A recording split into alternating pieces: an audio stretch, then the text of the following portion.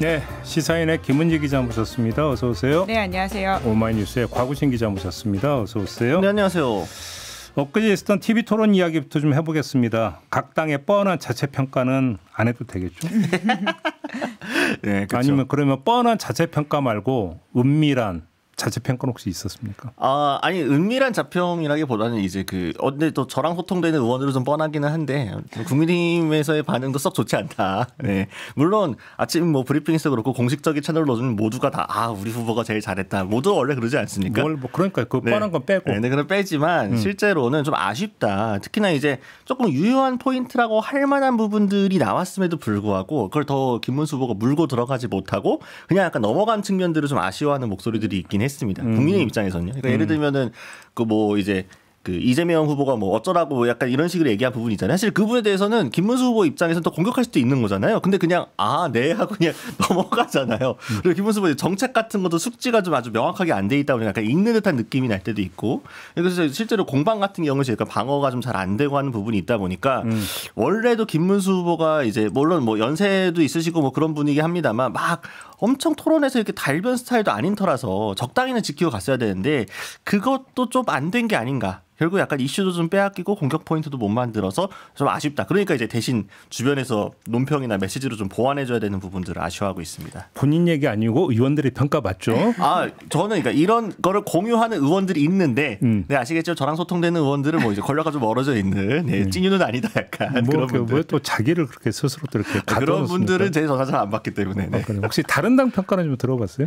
어떤 민주당에서의 자체 평가라든지 개혁신당에서의 자체. 그러니까 개혁신당은 좀 아쉬워하죠. 그래요? 왜냐하면은 이준석 후보 같은 경우에는 이번 TV 토론이 굉장히 중요한 분기점이 될 수 있는 거였거든요. 왜냐하면은 여론전을 통해 가지고 이 최대의 미디어 이벤트 때 잘 해야만 이슈도 선점해 가지고 지지율을 좀 견인해 보겠다. 라는 게 있어갖고 또 이준석 후보가 원래 말은 잘하는 편이니까 그래서 일부러 약간 타겟팅도 이재명 후보 쪽에 해가지고 뭐 호텔 경제학이라든가 몇 가지 좀 준비해가지고 뭐 대중국 문제라든가 가져간 거잖아요. 근데 결과적으로 이 신스틸러를 본인이 했어야 되는데 권혁국 후보한테 뺏겨버리게 된 상황인 거죠. 기사 나오는 것도 그렇고 하다 보니까 그러니까 개혁신당의 자체 평가는 나쁘진 않았는데 기대치는 조금 못 미쳤다. 조금 더 치고 나가면서 더 이슈를 주도했어야 되는데 그런 거에 비해서는 조금 이 네 번째 후보한테 장면들이 몇 개 빼앗긴 게 아쉽다 미디어적으로 이런 평가 나옵니다. 그래요. 혹시 그 김은지 기자는 좀 들은 평이 있습니까? 네, 민주당은 사실 무난하게 하는 것이 가장 큰 목표였기 때문에요. 실수하지 않았다는 것에 대해서 의미를 두고 있는 것 같고요. 실제로 가장 큰 목표가 그것입니다. 1등 후보 심지어 지금 굉장히 차이가 크게 나고 있는 1등 후보이지 않습니까? TV 토론에서 잘한다라고 하는 것을 굳이 보여줄 필요가 없다고 생각하고 있고요. 보자 몸조심. 그렇죠. 게다가는 사실 TV 토론 같은 경우에는 예. 죄송합니다. 네. TV 토론 같은 경우에는 그 2등, 3등 후보들이 일종의 반전을 가지고 갈 수 있는 상황이라고 하더라도 대체적으로 1등 후보가 뭘 더 잘해서 더 잘한다 이렇게 하기엔 좀 어려운 상황이긴 합니다. 게다가 과거에 우리가 TV 토론이라고 했을 때 떠올려 본다면 사실 큰 실수로 실점했던 것만 기억나지 뭘 잘했다고 뭐 엄청 올라가거나 이런 건 없거든요. 대표적으로 이제 안철수 후보가 2017년에 제가 MB 아바타입니까? 라고 했던 이야기로 실점을 크게 했던 거 말고는 크게 기억나는 게 없습니다. 물론 뭐 더 과거로 가보자면 예전에 민주노동당 때 권영길 후보. 권영길 후보 죄송합니다. 오늘 말실수가 여러 번 있는데요. 네. 권영길 후보가 살림살이 나아졌냐 이런 이야기로 좀 인기가 올라갔던 적이 있긴 하지만요.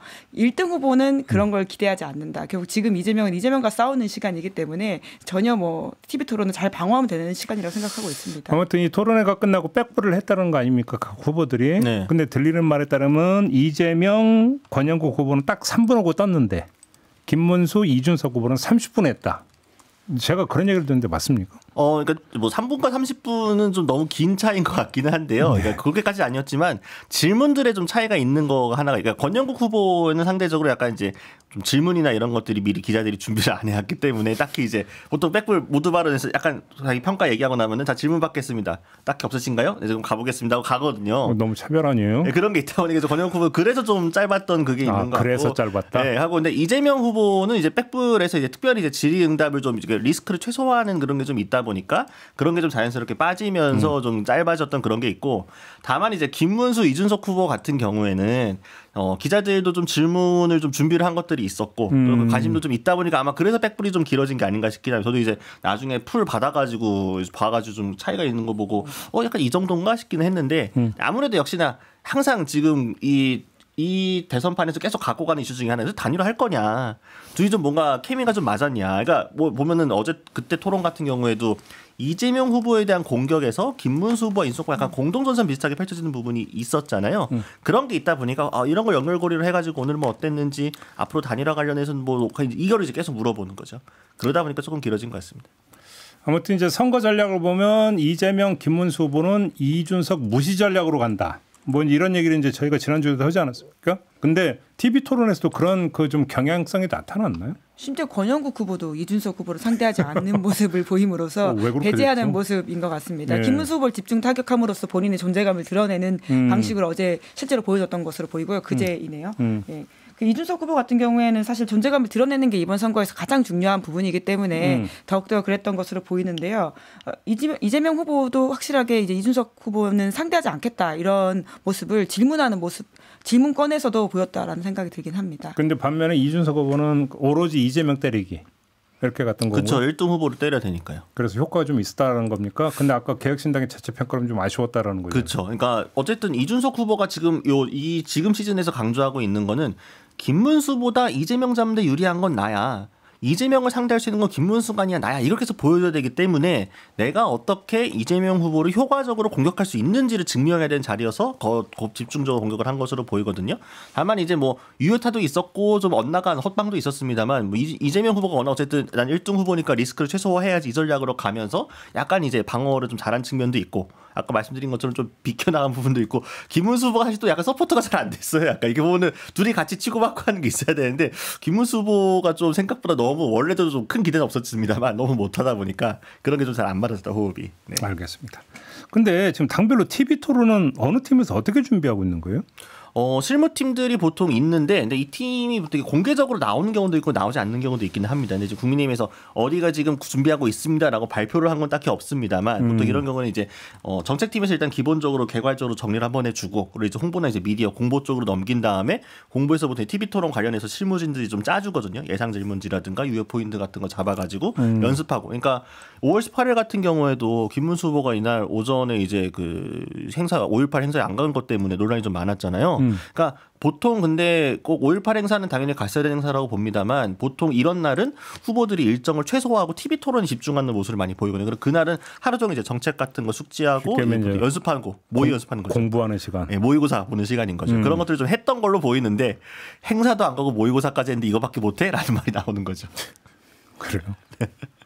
네, 근데 이재명 후보 같은 경우에는 상대적으로 TV 토론 경험이 많다 이런 게 있거든요. 왜냐하면 지금 이번 2017년부터 시작하면 세 번째 도전이기 때문에 좀 상대적으로 그런 부분에 있어서의 실무자들이 맞춰본 부분도 있다라는 것들을 평가를 하고 있고요. 그리고 결과적으로 TV 토론이라고 하는 것은 실무진들의 조언과 서포트가 있지만 무대 위에 올라가는 건 후보이기 때문에 후보 역량이 가장 많이 빛이 나는 시간이기도 합니다. 뭐 그런 차원에서 민주당은 뭐 이재명 후보가 적극 준비하고 있다 이렇게 이야기를 하고 있는 모습이고요.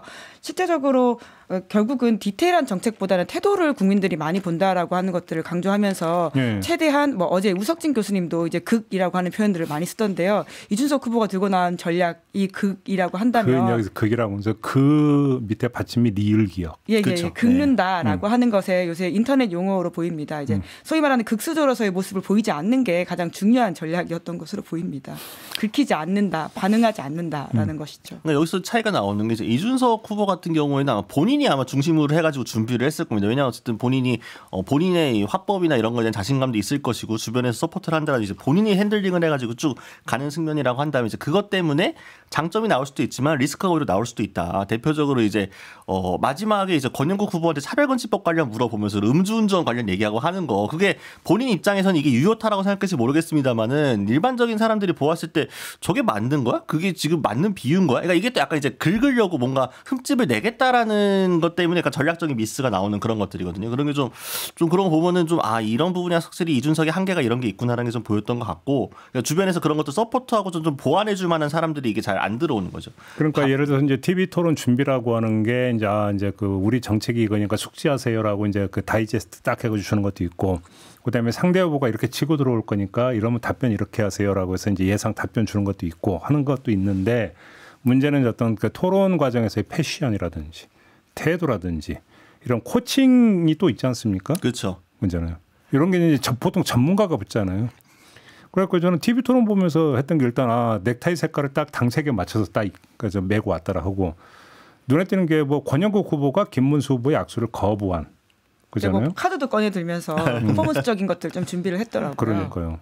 그 권영국 후보 같은 경우에 김종대 전 의원이 이제 TV 토론 코치를 실제로 카메라도 잡혔더라고요. 팀장이요. 예. 그러니까 그런 것들 보게 되면 사실은 권영국 후보 같은 경우는 워낙 뭐 현장에서 물론 노동 전문 변호사로서 굉장히 이력을 갖고 있는 분이지만 이 미디어에 노출되는 TV 토론을 잘할까 약간 이거 물음표가 있었던 상황이었는데 김종대 전 의원이 코치를 좀 잘 해주신 게 아닌가 싶은 생각이 좀 들었습니다. 협상 대표 됐잖아요. 그렇죠.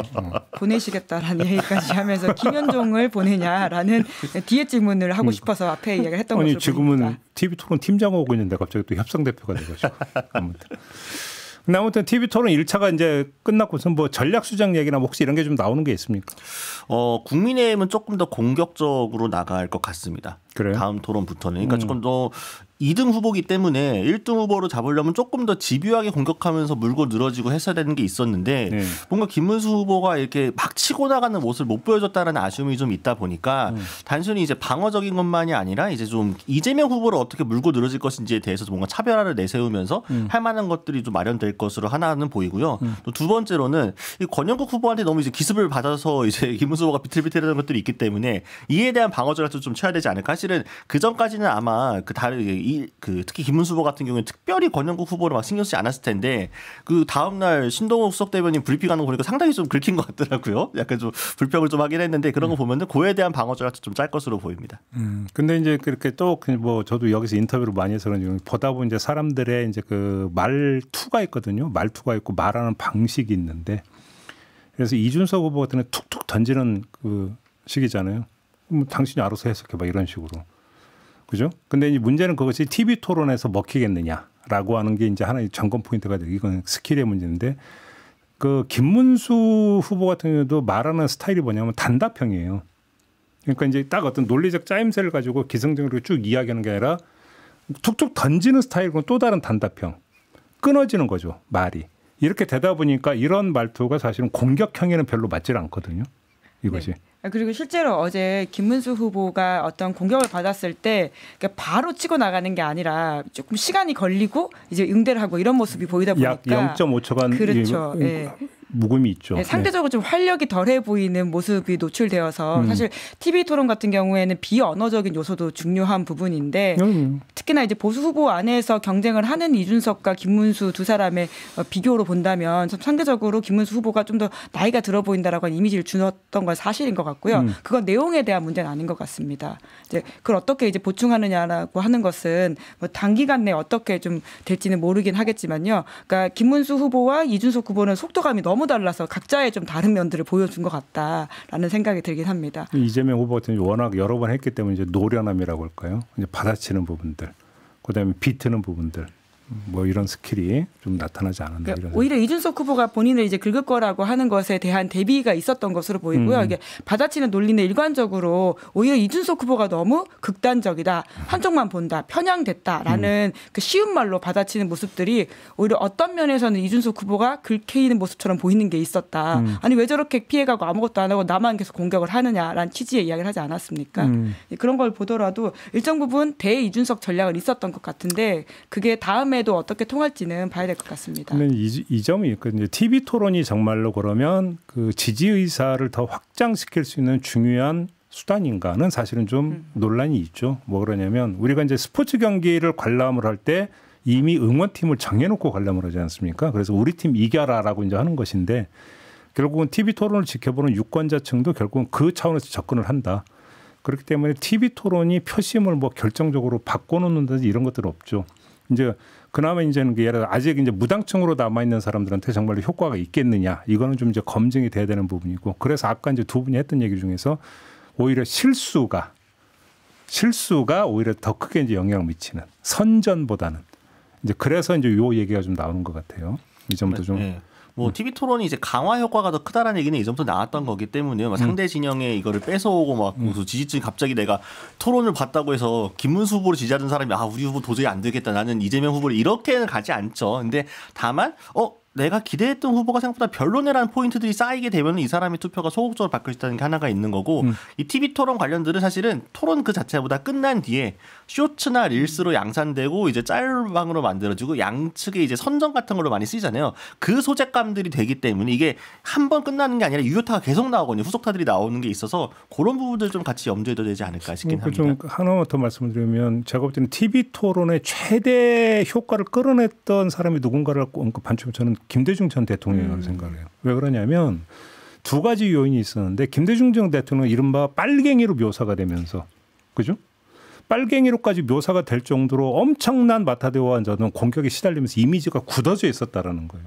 근데 문제는 지금과 같은 다매체 SNS 시대가 아니기 때문에 그걸 아니다라고 어필할 수 있는 자신의 본 모습을 대중들한테 알릴 수 있는 방법이 없었어요. 대중연설 이런 거 말고는. 그런 상태에 TV 토론이 왔는데 거기서 보여주는 그러니까 DJ 모습은 정말 예상 바뀌었잖아요. 대단히 유머러스하고 말 쉽게 하고 비유 많이 들고 저런 사람이었어? 했던 오히려 인식의 전환을 많이 가져왔던 TV 토론 이런 걸 통해서 했던 정치인이 제가 볼 때는 DJ 아니었나 싶은 생각이 드는데 지금은 어떤 그 능력의 부분이 아니라 매체 환경이 너무 바뀌다 보니까 나의 본 모습을 다 그냥 내가 뭐 방송일 이런 데 의지하지 않아도 다 얼마든지 드러낼 수 있잖아요.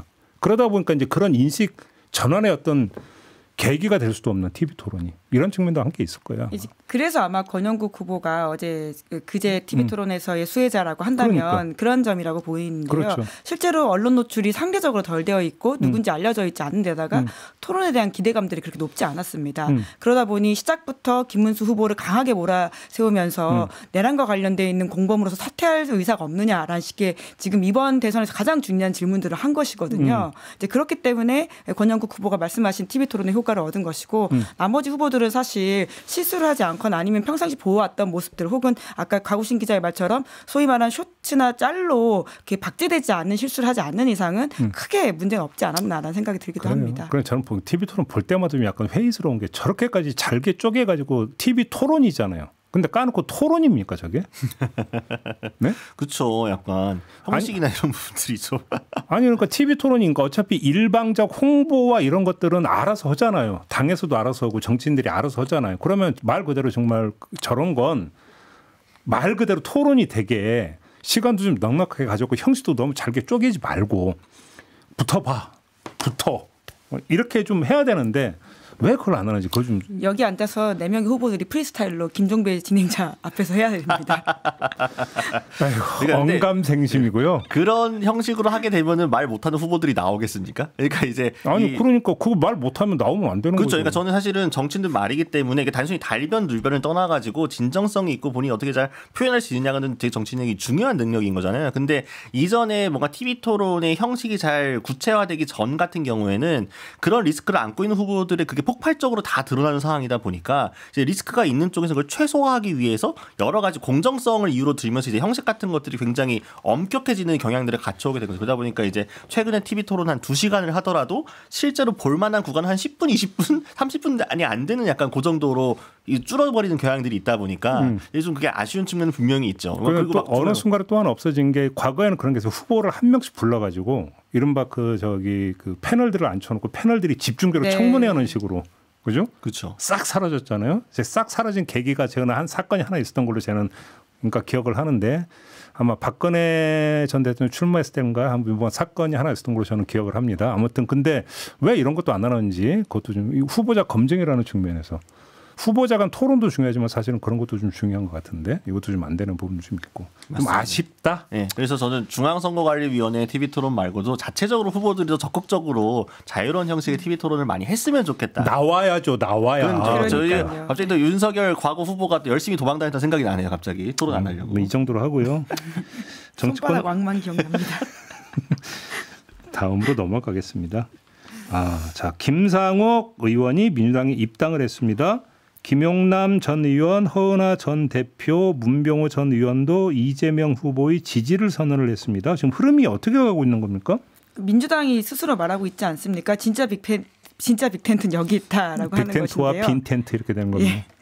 내란 종식 그리고 지금 비상계엄에 반대하는 가장 큰 텐트를 민주당에서 치고 있는 모양새입니다. 실제로 비상계엄이라고 하는 초유의 사태 이후에 맞이하는 대선이기 때문에 더욱더 그런 모습들이 더 잘 빛나는 것 같고요. 그리고 실제로 당을 옮기거나 혹은 지지 후보를 옮기는 정치인들의 선택이라고 하는 것이 그런 점에서 가장 주요하게 작용하고 있는 것을 보입니다. 특히나 이제 이준석 후보 같은 경우에는 상대적으로 작은 자리를 차지하고 있기 때문에 아무리 계엄을 반대하고 탄핵을 찬성한다고 했더라도 그쪽으로 옮겨가진 못하는 모양새이고요. 그런 거죠. 예. 그러니까 아마 김상옥 의원이 이번에 그 민주당으로 가게 된 거는 선전 효과도 상당하고 실제로 유세 현장에도 김상옥 의원이 적극적으로 참여하고 있고 현장 분위기도 김상옥 의원 인기가 굉장히 좋다고 합니다. 막 이렇게 다들 민주당 당원들도 그렇고 지지자들 좋아하는 상황이기 때문에 김상옥 의원 합류는 아마 당분간 꽤 이제 그 민주당에서도 유효하게 이 빅텐트 효과를 좀 누리는데 써먹을 수 있을 것 같고 그러다 보니까 상대적으로 국민의힘에서는 계속 이제 그 좀 싫은 소리가 나오는 거죠. 뭐 이전 제가 17일이었나 아무튼 뭐 논평에서는 뭐 무슨 나치 괴벨스에 비유를 해가지고 김상욱 의원을 그렇게 좀 괴벨스처럼 이제 써먹힐 것이다라는 식으로 얘기를 하기도 하고 뭐 그냥 이익 추구형 이동이다. 뭐 그냥 원래 선거 때문에 뭐 사익 얘기하더라고. 사익. 늘상 이렇게 있는 일이다라고 얘기를 하는데 저는 그런 얘기를 했을 때 스스로 부끄럽지 않나? 저 국민의힘 진짜 낯짝도 두껍다는 생각을 하긴 했습니다. 그렇게 왕따 시키고 뭐 아니 탈당하라며 뭐 주밖에 압박하고 할 때도 얹고 이제 와서 막 갔더니 뭐 와 뭐 드디어 뭐 이익 추구형이고 어쩌고 사익이 어쩌고 뭐 안 되는 집인 걸 스스로 인정을 하는 겁니다. 그럼 사익 추구하려고 국민의힘에 왜 아무도 안 와요? 거기로 갈 줄은 몰랐다 이런 거겠나 보죠. 뭐 개혁신당으로 갈 줄 알았다 뭐 이렇게 생각하는 거예요. 개혁신당과 민주당 모두가 이제 김상욱 의원에게 러브콜을 나름 보내긴 보냈습니다만 김 의원이 좀 고심 끝에 민주당을 고른 거겠죠. 아마 저는 요거는 어쨌든 상징적인 장면인 건 맞다라고 생각이 들고요. 다음에 개인적으로는 그 외에 다른 분들은 잘 모르겠어요. 뭐 김용남 전 의원이나 뭐 허은하 전 대표나 이런 분들이 민주당으로 가는 건 사실 그만한 효과는 별로 없을 거라 생각을 합니다. 네. 민주당으로 아직 간 건 아니고 이재명 후보 지지하는 선언을 한 거죠. 네. 입당에 대해서는 뭐 시기를 두고 입당할 수도 있고 안 할 수도 있을 거기는 한데 그러니까 이분들의 이미지가 어떠냐면은 뭐 그것과 떠나가지고 김상욱 의원은 이전까지 보여줬던 퍼포먼스들도 있고 본인이 어떤 진정성과 신념들을 보여줬잖아요. 내가 국민의힘 안에서 내가 무엇을 추구를 하고 왜 이렇게 싸우려고 하고 그러니까 이분이 탈당을 해서 무소속이 됐다가 민주당에 입당을 했을 때 이 스위치에 대해서 저 사람 철새야라고 생각하는 사람은 거의 없는 거죠, 사실은. 국민의힘 지지층을 제외하면. 저는 거기서도 약간 결이 다른 게 김용남, 허은하 두 인물하고 문병호 전 의원은 또 결이 좀 다른 것 같은데요. 문병호 전 의원도 약간 다르긴 하죠. 아니 예를 들어서 문병호 그 전 의원의 이력을 보세요. 원래 그 출발을 민주당에서 하지 않았습니까? 그렇죠. 그랬다가 국민의당으로 갔다가 돌고 돌아서 개혁신당까지 갔다가 다시 이제 이재명 후보 지지로 간 거잖아요. 그렇죠. 네. 이석현 부의장도 있습니다. 맞네요. 예. 이석현 그 결하고. 김용남, 허은하 두 인물 같은 경우는 오히려 이제 보수 정당에서 그렇죠. 정치를 시작을 했다가 지금 바꾸는 좀 그 결이 좀 다른 것 같아요. 근데 이제 그 두 분이 제가 별로 이렇게 제가 그 두 분에 대한 평가가 좀 박한 이유는 뭐냐면은 김용남 전 의원 같은 경우에는 이제 국민의힘에서 개혁신당으로 간 이유가 뭐였습니까? 그 수원시장 선거 나가는 그거 관련해서 저격 공천당한 것 때문에 그런 거 아니었어요? 공천 문제 때문에. 그러니까 허은하 전 대표 같은 경우도 이제 물론 이준석 의원하고 함께 이제 개혁신당을 넘어왔다가 당내 여러 분란이 있었기 이탈했습니다만 이 과정에서 갈등 포인트가 뭐였냐? 비례공천 안 줬다라는 거거든요. 그러니까 두 사람이 국민의힘에서 개혁신당을 옮겼고 다시 여기서 이탈한 것도 결국에는 공천 문제, 본인 자리 문제와 관련된 것다는 겁니다. 그리고 이 사람들이 뭐 실제로 예를 들면 김용남 전 의원 같은 경우에는 그렇다 개혁신당이 막 충성을 해가지고 실제로 당에 도움이 된 적이 있느냐. 이분이 말씀 잘하시고 하니까 여러 군데 방송 스피커로 나오긴 했습니다만 당에 도움이 된다기보다는 약간 뭐 민주당 스피커로도 큰 차이 없지 않나? 그러니까 애초부터 약간 그런 결이었기 때문에 합류한다고 해서 크게 뭐 갑자기 뭐 여기서 막 왜냐하면 효과라는 건 빅텐트 효과라는 거는 뭔가 다른 사람이 왔을 때 이 사람이 여기까지 왔구나가 되는 건데 그런 결을 좀 안 보여줬다. 그래서 모르겠습니다. 그러니까 좀 배고프다고 아무거나 주워 먹으면 안 되는데 좀 약간 좀 가려서 드셨으면 좋겠다라는 생각 좀 해봅니다. 아무튼 뭐 최소한 이제 그 여기서 이제 그 의견 통해드리는 거 김상욱 의원 같은 경우는 말 그대로 자기 신념에 의거해서 정책 행보를 그은 사람이다. 이 평가는 뭐 같은 것 같네요. 네. 네, 물론 뭐 김용남 전 의원 같은 경우에도 계엄을 겪은 이후에 본인의 생각들이 굉장히 많이 또 바뀌었고 그 보수 정당에 대한 본인의 평가들 때문에도 옮겨간 지점들이 있어 보이기 때문에 뭐 단순히 이해관계로만 보기에도 어려운 건 바로 있습니다. 저는 그 지점이 이제 되게 중요하다고 봐요. 그러니까 사실은 계엄이라고 내란이라고 하는 것들은 누구도 상상하지 못했던 그런 일이었잖아요. 여기서 어떤 말 그대로 인식의 대전환을 가져올 수 있는 중대 사건이었잖아요. 근데 정말로 그것의 어떤 그 충격파에 따라서 내 생각을 확 바꿔버릴 수가 있는 거잖아요. 그런 어떤 그 결과라고 한다면 그건 존중이 돼야 되는 게 아니냐. 그잖아요. 과거. 근데 그걸 사실 과거 너는 전에 이랬잖아.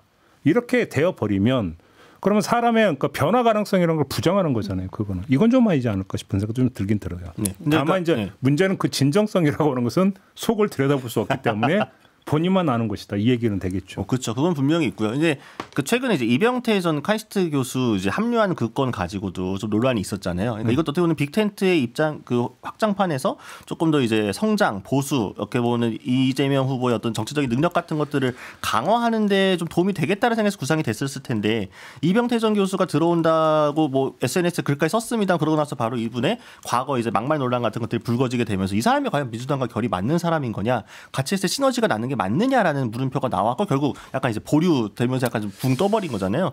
그런 차원에서 보았을 때도 빅텐트 좋고 확장하는 거 다 좋지만 정말로 쓸만한 인재들을 골라받는 것도 좀 중요하다.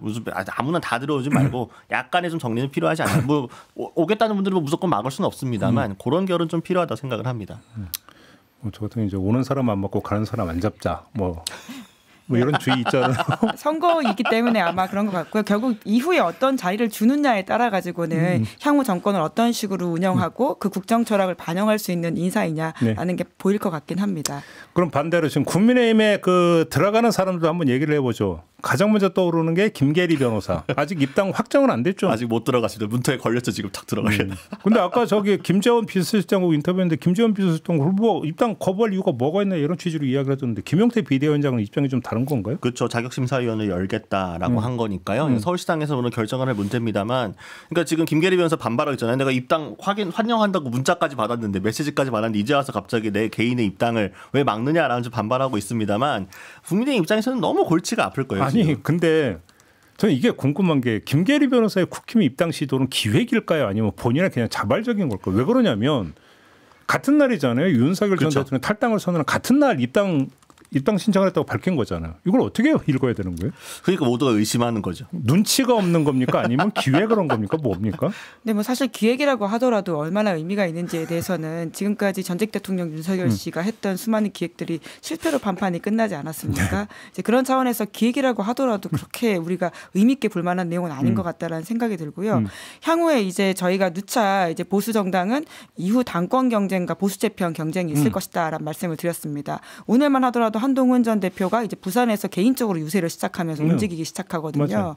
그리고는 사실 이러한 상황들을 김문수 후보가 모르지 않을 거라는 것이죠. 구주화 후보의 지지선언 이후의 사퇴라든지 이 모든 것들은 사실은 대선 이후의 보수 당권 과도와 보수 재편과 연관돼서 봐야 될 키워드라는 생각이 들고요. 그런 차원에서 김계리 씨의 어떤 입당이라고 하는 것도 개별적으로 보기만 어려운 지점들이 분명히 그래서 있습니다. 제가 물어보는 거예요. 기획이냐 아니냐를. 그러니까 여기서 기획이라고 하는 것은 결국은 대선 이후를 염두에 두고 지금 이른바 알박기 자원이냐 아니냐 이걸로 여쭤보는 거죠. 당에서는 전혀 관계가 없다라고 모르겠다라고 하고 있습니다. 그래요? 네. 어제 윤재옥 총괄선대본부장 기자간담회 질문이 나왔는데 인과관계에 대해서 전혀 부인을 했습니다. 아까 알 수 없다, 모른다, 그거 아니다라는 식으로 얘기를 했거든요. 뭐 사람 속을 어떻게 그렇게 물론 그렇게 하겠죠. 물론 이제 뭐 국민의힘과 상의하지 않고 자기들끼리 상의하고 뭔가 했을 수는 있겠죠. 다만 그러다 보니까 국민의힘에서는 안 그래도 강제 출당이나 제명이 아니라 자진 탈당으로 정리가 된 것 때문에 이게 탈당 효과가 있을까? 이게 좀 별로 좀 그런데라는 게 있었는데 심지어 이제 거기에 김계리 변호사 입당까지 겹치고 나니까